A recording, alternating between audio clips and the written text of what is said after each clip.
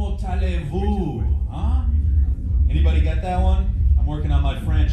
I'm going to introduce our next speaker. This is Jaïs, and my man's coming all the way from Paris. We met at Breaking Convention this year, and he's got one of the world's most impressive collections of psychedelic art. And I don't say that lightly, so I think he's going to get into it right now. We're going to learn about the aesthetics of psychedelic art, and judging by these aesthetics, I'm definitely transfixed. And please give it up for Jaïs. And also, he's got a wonderful platform called Psychedelia, which he's going to tell you about right now. Take it away, my man. Ciao. Thanks very much. Psychedelia. What is psychedelic art? And I'm going to do that in 226 words. So I'm just going to mention words that guide you to this universe. So it's attached to the subculture of the 60s, of course, and primarily by people who are taking actually psychedelic drugs, but also there was non-users, mainly people who are not taking psychedelics, were making psychedelic art. So that's always some people mixing the two. And it was an intellectual, artistic, and spiritual revolution in the 60s. I just want to mention that all the art you're going to see is part of the Psychedelic Art Center collection, which is basically the collection I gathered over 20 years. Psychedelia gathers all the attempts to exceed the limit of consciousness. So it's quite broad in a way, and reveals the mysteries of the human soul, and it pushes the boundaries of creation, so and influence all types of artistic expression, rigid social conventions and conformity in general. So when we talk about psychedelic art, it will be highly distorted, surreal visuals, bright colors, animations, and which convey the psychedelic experience. And with music, it's going to be distorted music, guitar, Indian solos. Basically, the let go effect you have when you take psychedelics will be here, but you can let go without psychedelics, of course. And mainly music, it's going to be instrumental music, and it could be pop as well, and with a lot of effects, playing tape backwards and these kind of things. So this quest for the absolute, because it's the word psychedelic means mind manifesting, reveal your soul. So again, it's really broad, and it's going to bring you a different vision of the world, more poetic, romantic, taking time, feeling a feel of freedom, and you're gonna you with a desire to either forget yourself doing it, facing the life absurdity, or an existential questioning, which can lead to be more aware of the trouble of this world and activism. So first we're going to present, it's not rightly positioned, but the substances, the effects and the values and the personalities of this. Secondly, the counterculture and the topics and the movements of the counterculture, so you understand more why LSD was so widespread. There's a key reason we're going to evoke that. And we'll talk mainly about LSD because it's actually the most popular psychedelic outside mushrooms. And then we'll talk about psychedelic aesthetics, which is the point of this topic, with characteristics, the dimensions of the sensitivity, and the history. And then I will present you Psychedelia, the magazine, and the Psychedelic Art Center. So let's go on the substances, the effects, and now I'm going to mention you just words. And on some words I have a little more blurb. Ritual, tribal, shamanism, ceremonies, mushrooms, of course, from minus 5,000 years, there's been found already some art about it. Psilocybin, the soma, the Vedic soma, of course, Kikeon, which was, and Eleusis mysteries, which were the first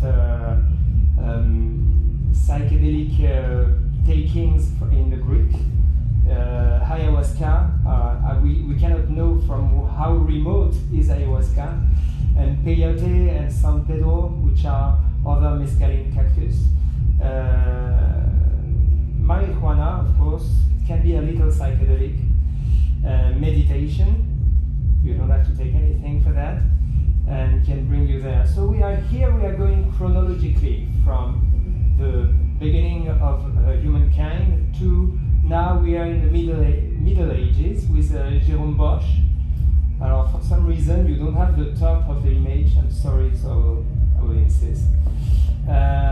Alice in Wonderland, of course, now we're in the 19th century. William Blake, Clean the Doors of Perception. And the one who took a lot of ideas from Blake was Aldous Huxley, who co-coined the psychedelic word with Humphrey Osmond, his psychiatrist. Then in the 50s you have the Beat Generation, who is coining the freedom of movement, of action, of sex, and kind of against the consumer society already. So basically all the ideas of the hippies are already here more than 10 years before with Burroughs, Kerouac and Ginsberg. Albert Hofmann is the inventor of LSD in 1943.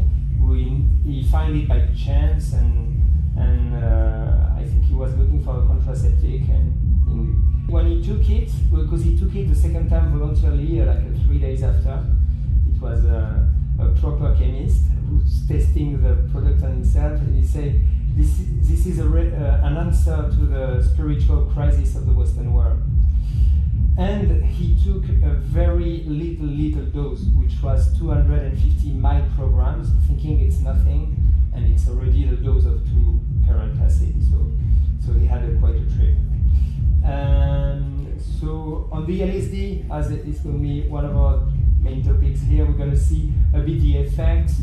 So some are beneficial, some are drawbacks, but in general we can say it's intensified positive emotion, but it can be also negative emotion.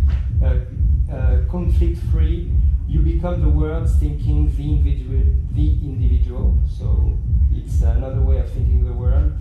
And it gives intense concentration, it relieves anxiety and pain for most cases, addiction, depression, autism, and reduces crime. It's been proven to many studies already in the 60s with Timothy Leary did a study and he had 40% less crimes on criminals, and it boosts human creativity. The drawbacks is that it may induce a state of psychosis when you don't take it right, and the soul is of course sensitive, so it can, on a large dose, it can also modify your behavior, like in a more long way. Cosmos, life, the glorious beauty of life. When you realize that, I mean, you always, when you take it, you have this conscious of the present moment. And one of the strongest feelings is to be free, and the liberation of the body and the mind. You have a sensation of happiness, of divine love, of catharsis, to transcend the duende, the moment of grace, open, curious, the ego dissolution, the experience, an internal transformation, the deconditioning, the reminiscence, the empathy, compassion. Instead of me, it's we. The connection, the illumination, the interpretation, alternatives, the universe duality, the clear awareness, the contemplation, and the biodiversity, of course. Joy, laughs, euphoric hallucinations, visions, trip. Know the self. You begin to know yourself a lot more, and you don't need anything.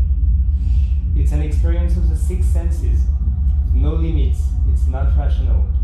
An infinite immanence, infinite presence. Food for thought. A set and setting. I hope everybody knows about this. When you take psychedelics,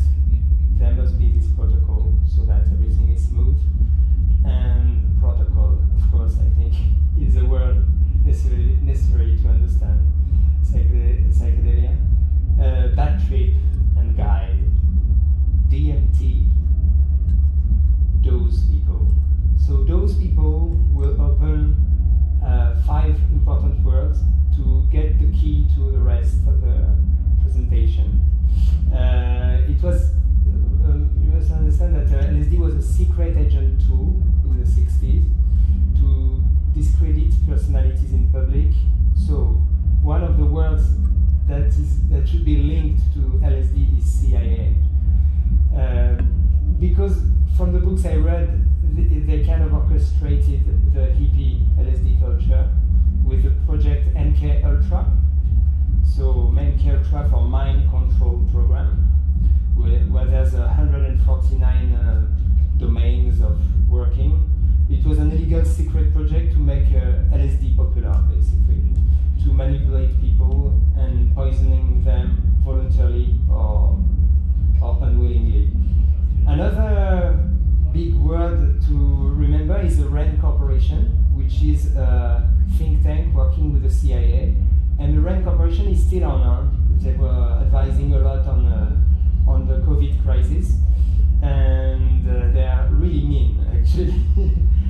They revealed that in 1962, LSD could render members of civil rights organizations inactive. And therefore, that's from this think tank that the CIA decided to widespread LSD. But they got one thing wrong, is that for sure it doesn't make you violent to take against the government to take LSD, but on the other hand, it opens your consciousness and therefore you're seeking for truth, and then you become more aware, which doesn't want either.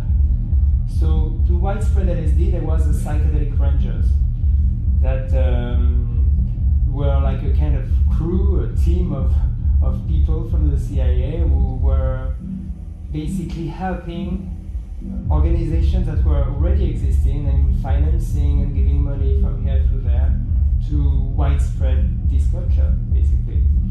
So from 1964 to 1966, it was extremely widespread. And one last word about all this topic is COINTELPRO. COINTELPRO was the FBI counterintelligence program. The idea for them was to poison or kill certain activists or influential rock stars that seen as role models, who influence the population. So basically, they were poisoning people around or killing when they were too important. Here's a little logo of the FBI on blotter art that you will find here. So to widespread LSD, of course, as I say, the grassroots, the people who are really grassroots, they were really loving this emerging movement, like Ken Casey, who was with the Merry Prankster, who took a bus and gave LSD to everyone to have their first acid test. And so Timothy Leary, as we spoke about, is Harvard professor who with a messiah complex, we can say, and who say the words turn on, tune in, and drop out. And actually he said he was also a witting agent of the CIA, but then after he was looked after, they were after him. And another very important name is William Mellon Hitchcock. So William Mellon Hitchcock was kind of a guy who was behind all the people, the chemists who were manufacturing LSD, but he was one of the richest men in the US from his family. They had a Gulf petrol company, and he had a mansion called Millbrook where Timothy Leary came, and they had 64 rooms and 2,000 acres, and they were basically rent for nothing to Timothy Leary because there was underlying links, let's say, you will see after. So the Brotherhood of Eternal Love is that link, which is Brotherhood of Eternal Love is a commune, but also they had a church of devotion to the LSD, because in the US when you have a church you can talk about anything and you can give anything. So basically they were drug dealers, but of psychedelics, and they probably manufacture 100 million doses. And one of the very first big chemists was O.Z.O.R.A, also called Bear. He was also in the Grateful Dead as a sound engineer. And the biggest drug dealer of all time of LSD is Ron Stark, who was caught with 100 million doses in Italy in the 70s. And to escape, also 2 judges have been killed after he was captured. And when he's been finally judged, he had almost nothing. So he was basically covered by the CIA or someone else. But and also in the judgment, to escape, he had to say he was working for them. So yeah, that's kind of the proofs we have, because also we are talking about undercover agents, and they cover their crimes. Now we're not gonna talk about Aldous Huxley today. I'm just gonna mention you these 2 books that are really worth checking. It's of course Acid Dreams. I'm talking about DCI because it's a key point. Without them, there wouldn't have been probably the psychedelic culture as we know it. We can only thank them for that. And Drug as Weapons Against Us shows a bit the concrete examples of people being poisoned and dosed. Among them, Brian Jones, John Lennon, Jimi Hendrix. And I'm not going to develop that because it's another conference. A little blotter of Hendrix.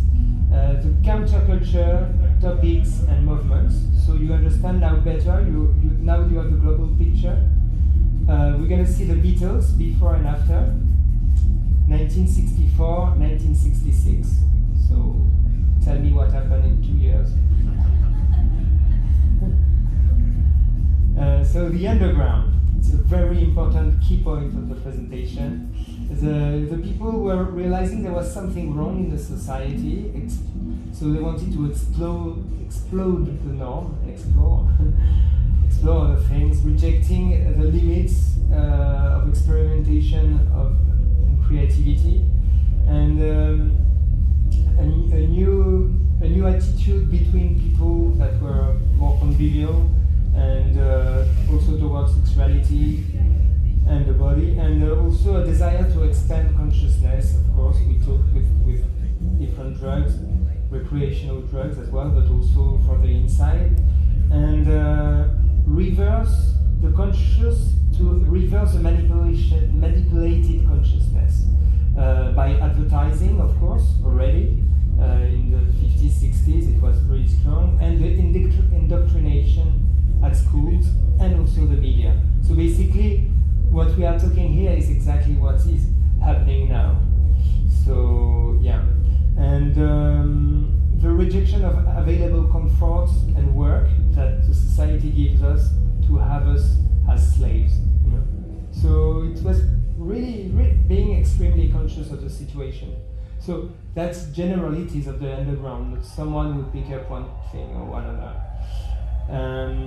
So we're gonna back to our words. Travel on the road in Ibiza, Goa, Kathmandu, London, San Francisco. All these are the kind of the capitals of the counterculture at the time, and Heritage-Bury, of course. Utopia, hippies, flower power, free press. Every city has kind of its underground free press. It was like, it's not really fanzines, some were like proper magazines, read with an extreme deepness in the writing, and every magazine has its specificities. And you can see here IT. IT was founded by, it was very helped by the Paul McCartney, and also thereafter by Pink Floyd when they've been busted. We will see that after. The free press is a key example of what was the underground. So protests, it was really part of the 60s, people, revolution, and anarchy. And we're going to see that all the most interesting movements of the 60s were actually anarchist. Peace, peace against war, but peace against, well, not against, but for less competitiveness and selfishness. Love, truth. Truth is about, well, this whole conference is trying to the quest for the truth. Ecology, sexual liberation, I want to leave you admire this art. I go quite quickly, but I have so many slides to present to you, and but it's extremely beautiful. It's by Mary Tepper, one of the San Francisco rock poster artists. You've seen it was about the pillar, by the way. Here you see it works. No, it didn't work. Monday, Tuesday, here you see a bit. So women rights, if it's so easy, you do it. And the Students for Democratic Society. So that was a movement of students in the US, and actually it could have maybe changed the world. But that was Carl O.Z.O.R.A, he's the director. In '68 there was 100,000 students really active in this movement. And in 1999 it was dismantled. So the Weather Underground was this movement that were really, we can say a bit terrorist, but for the good of it. They've done 170 bomb attacks, and actually they were really lead to liberating the society, and for them violence was the only way. And but they were really into psychedelics, heavily into psychedelics. They were linked actually to the Brotherhood of Eternal Love. We talked about before. So Provo was a Dutch. For me, it's also one of the key movements in the 60s. Is a Provo who wanted to have they had already a lot of ecological principles, and they really influenced all the revolutions of the 60s, but they were only from 65 to 67. You should really dig it. It's like they had a white bicycle plan, a woman plan, many plans like to really change complete society. And they were also linked to art. There was a lot of art. And one of their first actions they wanted to do was to put LSD in the water supplies. So they were really on it and activists. These are the Diggers. So I think the Diggers have been inspired by the Provo, but are right at the same time, like 1 year after. Emmett Grogan, who's the founder of the Diggers in 1966 to 68 in San Francisco. And it was a radical group of bohemian underground activists, basically doing a theater troupe. And they were really amazing. They were giving food every day, every single day at the Panhandle Park. And everything, they wanted to make a society free of money. So basically, there was even a free bank. You can go and you take some money. It didn't last long, but they did it. And their words was free because it's yours. And here you have, actually, this is a celebration of I think this is the death of money. And you have the death of the hippie. And they did a lot of parties. And all the bands of the time with Janis Joplin, Big Brother, and all these bands, Jefferson Airplane, were really fully for the Diggers. They really helped the community there, while the San Francisco mayor was really kind of against of the hippies arriving in the city.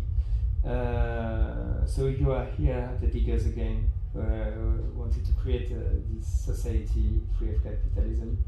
And they were totally anarchists as well. The Provos as well, just to mention. Of course, here you have the communities, the communes that had everything in common: the finances, the economy, they share everything. And so that was linked also to all what we mentioned. And further after, it will link to the rainbow gatherings and this is linked to communes. There was communes all over Europe as well, but several years after, you needed a catalog of resources. So that was the Wolof catalog, which actually directly influenced Google. I mean, they said it. And it was a handbook to live self-sufficiently. You had nothing to sell inside. It was advices on what to buy and how to be autonomous. Festivals, the first modern festivals like we are now in Ozora. You had the Trips Festival in 1966. It's in January actually, 66. 10,000 people with the avant-garde scene, rock music groups, experimental theater, dance companies, light shows. The first light shows who were actually embodying the music, the sounds, the photos, the videos behind the artists, synchronized to the tempo. So that was really amazing. Like you could get lost with that without anything. And if you take something, it will be even stronger. And so this, for example, was co-organized by Bill Graham, which will be the biggest promoter of concerts in San Francisco, but also Stewart Brand. That Stewart was the founder, is the founder of the Wolof catalog we heard before. And Ken Casey. Ken Casey, we've spoken about him with the Merry Pranksters, who wrote the book Flying Over Cuckoo Nest, and he's been really famous for that after with the film with Jack Nicholson. And he was also co-organizer of this event. And this event is really key because all the other festivals would kind of copy this event that was in history. So after in London, 1 year and a half after, you have the 14-hour Ecological Dream, where you have all these bands playing, and you had Pink Floyd, you had Yoko Ono, I don't know, tons and tons of bands. I'm not going to read them, but it was an 8,000 people event in a massive place, and it was a support for International Times, the magazine I talked before. So Woodstock, of course, it's a nexus of counterculture, where it developed a sense of global harmony, and was, of course, the nexus was the Star Spangled Banner, song by Hendrix. And it was actually a music and art fair, so it wasn't presented as a proper festival. And now we have this kind of festival, and Burning Man, where there is 10 principles of another way of life, with community values and a concrete utopia of how to behave, how to live with these principles. And it's actually beautiful to see it works. But if you go to a rainbow gathering, you can see it can really work far better than what we are experiencing now. And of course, I'm not talking about the other festival, the Trance Festival, because it's different. It's more here you are completely autonomous. You know, so you have no money inside. Here you have money, so it's a different way of behaving. So let's go to our third part, and it's the psychedelic aesthetic. So what is a psychedelic art piece? Now you have all the foundations to understand it. So I've been collecting for a long time. The collection is about 7,000 pieces. Well, there's 4,000 that are the core and 3,000 that are ephemera. So what I'm telling you is from experience. I didn't follow any book for that. It's just finding like a bit of a psychoanalysis on me. Why do I collect this, and this? What's the link? And actually, for me, it's a combination of 2 of these 5 ingredients I'm going to mention, or 6 ingredients.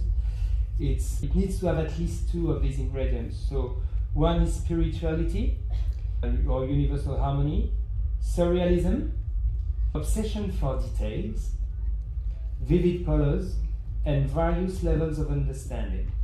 So you're going to understand the various levels of understanding. We're going to go on that deeper. Or there is another category that is not in this. It's the optic illusions, which is straight away psychedelic piece. So the characteristics. So spiritual, we talked about it. So for example, we're talking about various levels of understanding. It's a fireball, but you're going to see other things, and probably in one of the signs of astrology, you're going to see something else. Why not? So we're going to back to our word counting, okay? Ancestral, symbolic, the symbols, really important. Sorry for the ones who are watching with more symbols, but it's interesting. Actually, this is a swastika. The esoteric, the occult, the sacred geometry. This is actually Sri Yantra, which is Om sound graphically. Mandalas. Religions, you can have a lot of psychedelia in religions. When you dig it, we could analyze these images if we have time later. Mystic, what is mystic? And the tales, not only the fairy tales. The trance here it's with light, but you can have the trance with music, with many things. The universal harmony, as we talked, and the beauty. Actually brings you the love of beauty, I think, in general. One of the big words I mentioned out of the 5 was surrealism. So the bizarre, what is bizarre, and a bit out of the box. So again, not everything that's out of the box is psychedelic, of course. When you combine it to at least one other thing I mentioned, you get closer to it. And what I didn't mention when we were way before, if you can come back here, it's a cursor, you see? So the cursor shows you that it can be a little psychedelic to very psychedelic. So there's not one piece that will be, well, it cannot be psychedelic, but generally it has 50 shades of colors. Not of gray. Okay, let's back to delirious, improbable, crazy, incoherent. Actually, this is a really cool image. So this, when I was talking about various layers of understanding, here you can have a lot of things. The absurd, what is absurd can be also quite psychedelic. But again, here we could stay at least 2 minutes on this image. You know, it's made by Gong, a band from the '60s. It's made by David Allen. Quite crazy. The mysterious. This is Jacques Prévert, actually, an incredible poet. Connected to parallel realities, because there is parallel realities. You can feel it. What is imaginary, onirism, which is dream, lucid dreaming, subconscious, the obsession for details, what is complex, or the unreadable writings. So the obsession for details, yeah, you can see it here. I'm not going to give you a it's you can see a lot of things here. And very often you cannot even read. It's a promotional poster for you to come to see a band, but it's almost unreadable. Unreadable because the aim was the beauty of the poster and not the purpose. You know, the ornaments that can be really psychedelic with cashmere designs. It can be almost abstract, but not quite. That it's really psychedelic when it's almost abstract, I think. The fractals, so it's a curve or surface structure that you're going to change scale, but every element of the scale is also a fractal, so it's never, you know it, but I just remind it. So we were talking about one of the key elements is vivid colors, so you can have it with black light that you see a lot here in Ozora, and eccentric or flashy colors. So let's say, for example, a really juicy image with fluorescent ink becomes psychedelic, just to give you a quick example. Various layers of understanding. So, for example, this could be a poster power plant for weed, maybe you could think, but actually it's against the power plant, like a nuclear power plant. So it's quite intelligent, it's quite witty, it's all that. So this is what I talk about, the various levels of understanding. So the second degree, the second layer, the humor. Like here it says join the army, you know. So there's always a sense of humor as well. The contextual. The pareidolia, so you see faces a bit everywhere. If you look at a tree, wood, you often find that. What is blurred sometimes, morphing. Here you have morphing, kind of morphing, deformation, metamorphosis, and of course optic illusions. So optic illusions with can be kinetic or vibrations. You know? A perspective. When there is perspective, it brings psychedelicness in a piece. This one for sure.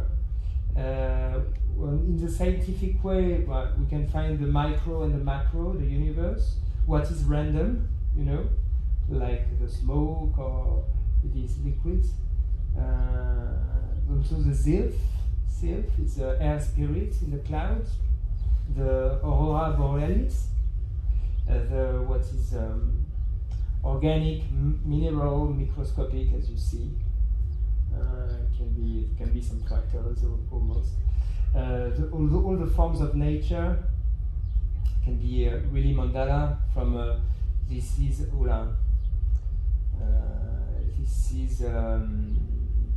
medusas for example, or this is exact same design here and here. So it's what we call phyllotaxies, forms of nature. Here is the snowflakes, for example.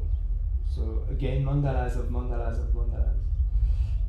And all the archetypes imagery, so the parallel between veins and trees, brain and a labyrinth, the inner ear and the spiral shell, you see. The golden number in any person. We accept them all. So the dimensions of this sensitivity, so it can be funny, sad, it can be beautiful, ugly, violent, light, dark, detailed, minimal, recent, old. I mean, it's not all, but it's extremely transversal.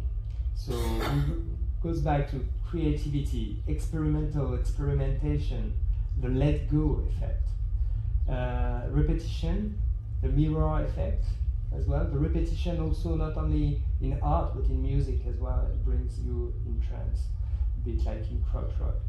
The vortex, which is abbreviation, is visualization of objective returning of the experience, vortex. So it's a swirling movement of fluids or particles,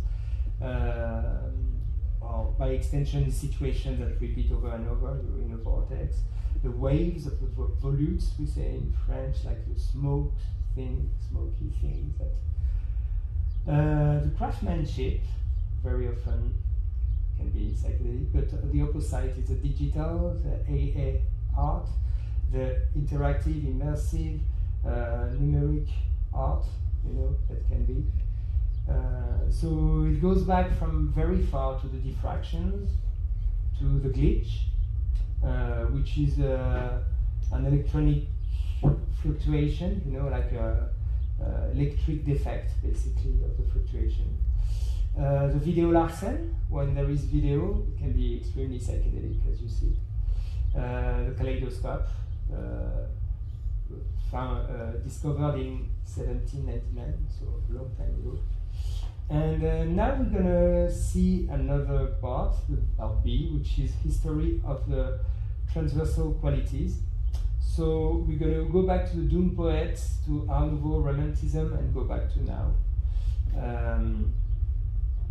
So here you see an Art Nouveau piece, and again you can see the various level of understanding I showed here. You see this woman, but you see these hands on the side. I don't know if you see them, if it wants to work, but it's quite trippy actually, from 1896.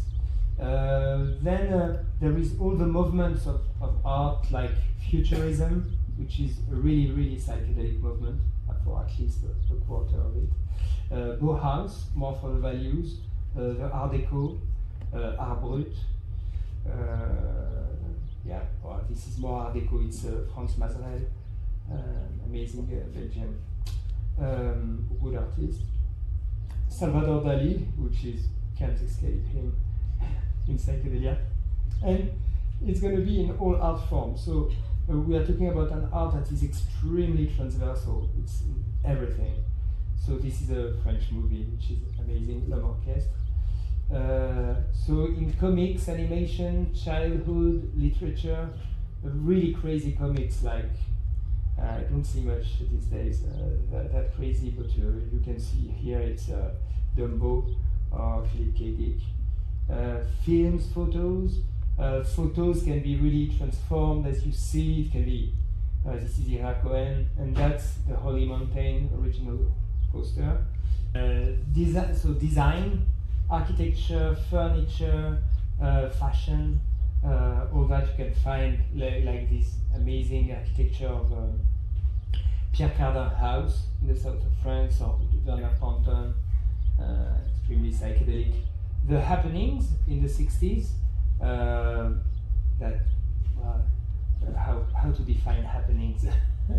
It's why like improvised little scenes of theater, you know, but that was extremely crazy and psychedelic. Of course, the music in all sides, so rock, trance, like we are living here, or techno, kind of techno. There's many kind of techno, but there's many kind of psychedelia in them, especially the raves and the kind of value of the raves, and especially in the beginning.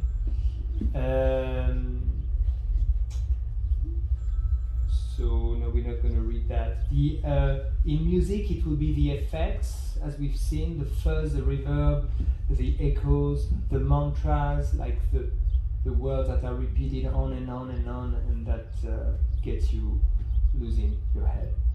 So last part now, I'm going to present you the Psychedelic Art Center, which is the project of the collection. It's a center to see all these aspects we mentioned.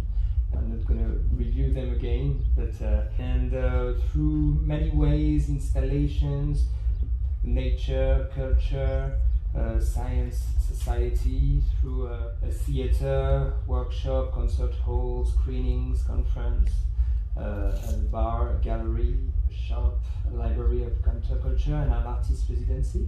So I wanted this project to happen for like 10 years almost, but now I decided to make another project to make it happen, because this cost about 5 million euros. So to find that, let's make a magazine to federate all that, all these aspects. So that's the plan of the project. That is almost ready, made. Just need the people to be part of it, really. So Psychedelic is a magazine I'm talking about. So it's already online, you can check it out, but at the moment it's psychedelic.fr. The .com will be in a month's time, and it will be in English fully. Now it's in French. So it's a magazine, a new magazine about the beauty of the psychedelic alternative culture, basically, in all its forms, from society, lifestyle, spirituality, science, and so we talk about, of course, books, films, podcasts, essential current events happening, and to show that this movement of the 60s I talked about for an hour is still very much active today. And it's still active by people who don't know it's psychedelic, so it's quite important to federate that. So the idea is to create a close-knit community, international, with common sense values, you know, and to trigger a global and individual awareness, awakening of consciousness, and become a reference point in global psychedelia, and bring together this atomized beauty. As you see, it's really atomized, but there is a link between everything I talked, I guess. I think so.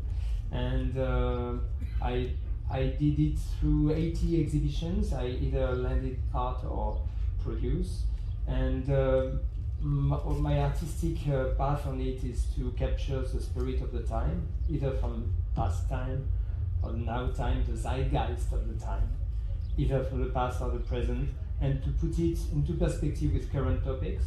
So I've been in this curatorial work for 25 years and to achieve this collection. So what we want to do is to unite the curious people and who wish to know themselves better, know thyself, say Socrates, and propose solutions for a new world. So we do like to be a bit activist, not too much to not be on the projector of problems, but we'll go as further as we can. And where creativity, nature, protection, and well-being have their place, you know, we will question the conditioning of your family and society, and put a spotlight on subversion as much as on harmony, because of course we always think about harmony, but we have to defend beauty before the concept, which is exact opposite of the current art. If you talk about contemporary art, we talk about concept. We don't talk about beauty. We don't care about beauty. So it's another way. I mean, there can be concept with beauty, and you can find me in all these pages.